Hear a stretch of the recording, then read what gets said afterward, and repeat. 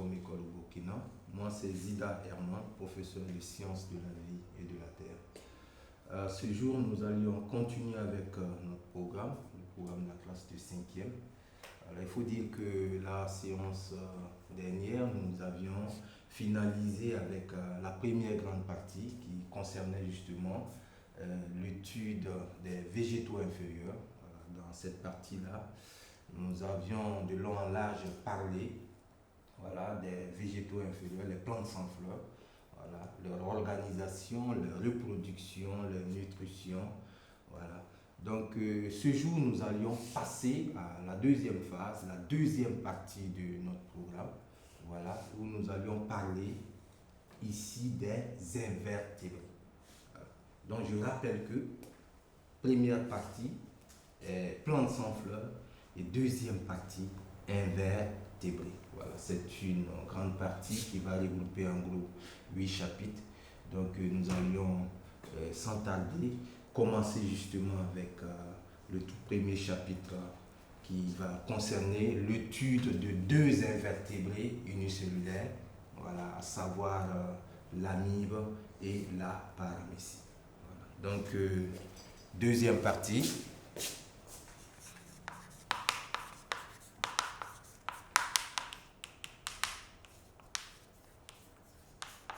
Zoologie, étude des invertébrés.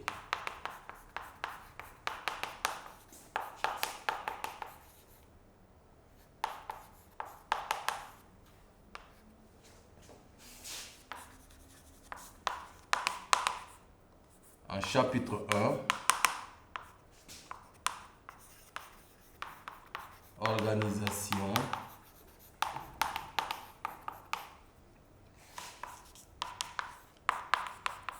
des invertébrés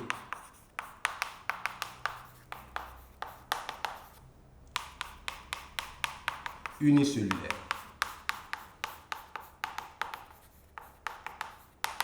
Deux points, les protozoaires.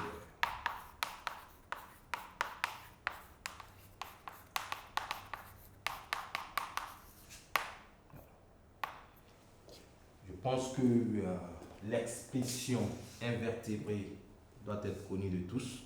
Invertébré, animal qui ne possède pas de colonne vertébrale. Il y en a tellement dans la nature. Et nous avons deux types d'invertébrés, les invertébrés pluricellulaires. On peut prendre l'exemple de l'abeille, des moustiques, du papillon, de l'escargot, etc. Et de l'autre côté, nous avions les invertébrés unicellulaires. Donc, dans cette partie, nous allons parler d'invertébrés unicellulaires d'abord. Comme l'indique le titre ici, invertébrés unicellulaires, deux points l'air, protozoaires. On les appelle des protozoaires. Il y en a tellement, mais nous allons axer notre étude sur deux invertébrés unicellulaires que nous rencontrons dans notre quotidien, et qui sont assez répandus justement dans notre environnement. Donc en chapitre 1, organisation des invertébrés unicellulaires, en grand 1,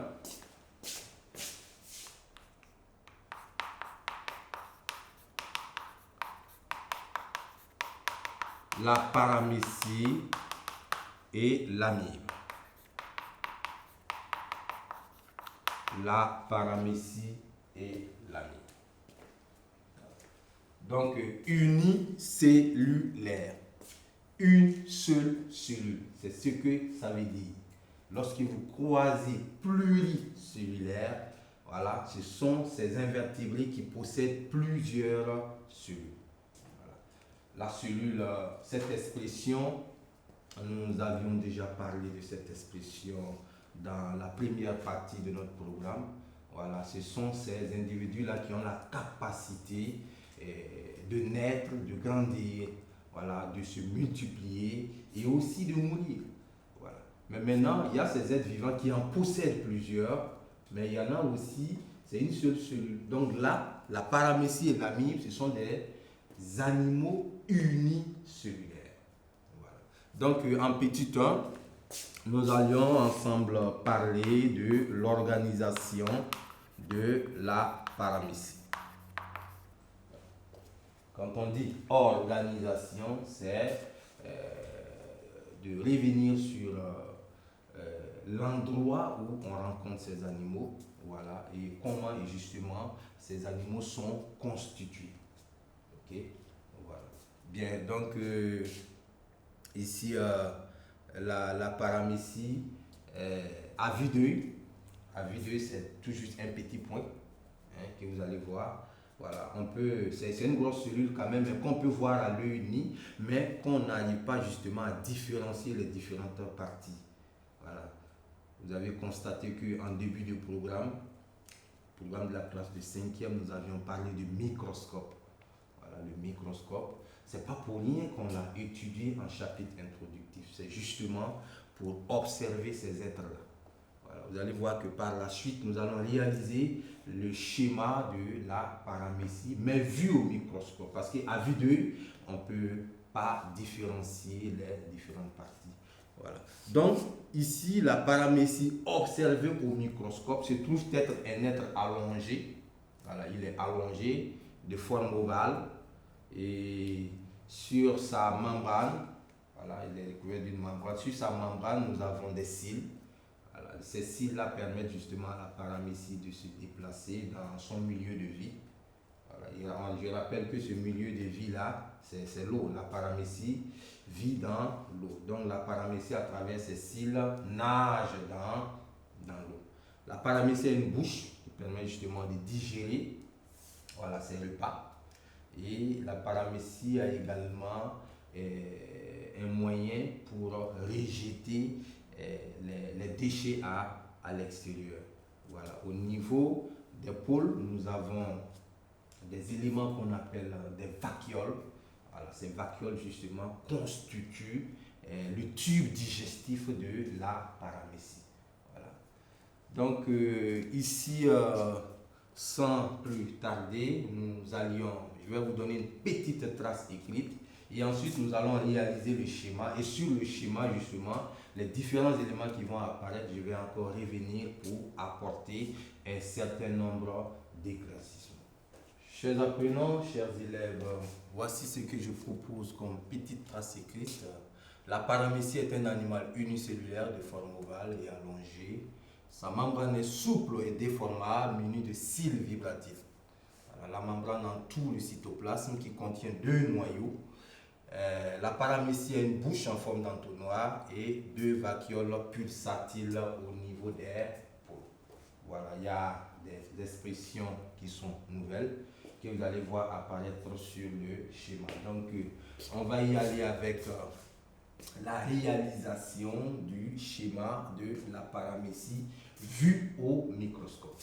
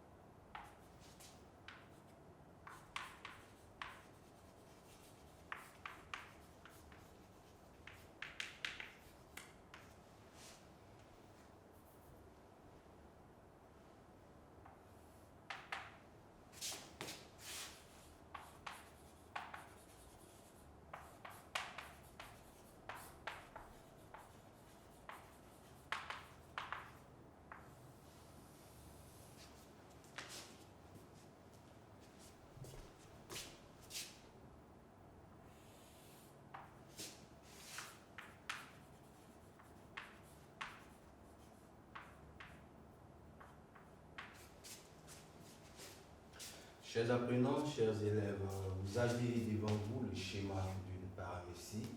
Voilà, donc vous constatez aisément la forme ovale de la paramécie. Voilà, au niveau des pôles, vous avez les deux vacuoles pulsatiles. À l'intérieur, vous avez également le noyau. Voilà. La bouche en forme d'entonnoir qui est là, suivie du pharynx.